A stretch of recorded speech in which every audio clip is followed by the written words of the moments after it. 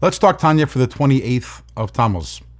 In yesterday's Tanya, we explained that the lower level of tshuva, contemplating our sins, our mistakes, our mess-ups, produces a brokenness, a sadness. The higher level of tshuva, the awareness that we have returned to God and united with God, produces happiness. But how do we manage these two conflicting feelings? So yesterday we talked about separating them into different times. In today's Tanya, the Alter Rebbe says, there's another way of doing this. And that is, if we are mature people, then we can actually experience both feelings at the same time. The Alter Rebbe cites the words of the Zohar, Chedva tekiya b'liboy mesitra da, b'chia tekiya b'liboy mesitra da, which means joy is wedged in my heart on one side, crying is wedged in my heart on the other side. The source of this in the Zohar says that Rabbi Shimon Bar Yochai, he taught his son many of the secrets of the Torah that relate to the destruction of the Holy Temple.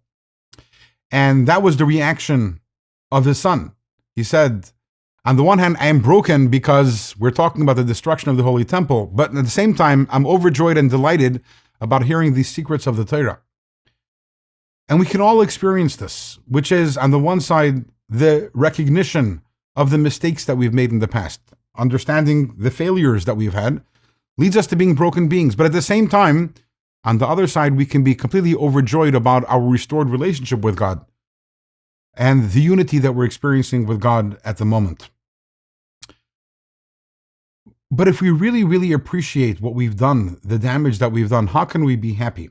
So in this chapter and the next one, the Alter Rebbe is going to give us some thoughts that we can consider, which allow us to be happy, although we are fully aware of our past indiscretions, the mistakes, and the damage that we have done, we can be happy. The first point the Alter Rebbe makes, which is what we talk about in today's Tanya, is the knowledge and the confidence that when we ask God for forgiveness, He forgives.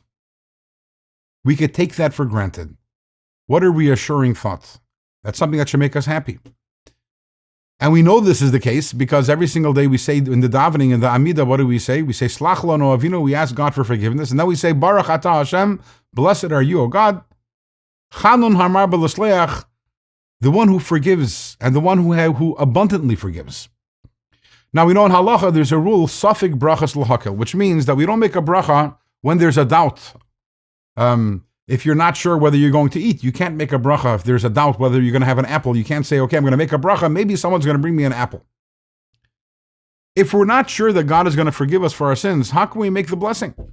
And the answer is we are sure. We know that God forgives. We know that God forgives also because there's a halacha. Halacha is that if someone asks you for forgiveness and that person is sincere, we are supposed to forgive that person. Now, if that's a halacha, if that's what's expected of us human beings, certainly God does that also. And when we ask God for forgiveness, He forgives us. So I am fully aware of the sins that I have done, but nevertheless, I'm filled with joy knowing that when I ask God for forgiveness, He forgives me. But this leads us to an obvious question. If this is what's expected even of human beings, and a person who is an upstanding human being and Jew will forgive anyone who forgives them, who asks for forgiveness, then why are we praising God and saying, God, you forgive? What's the big deal?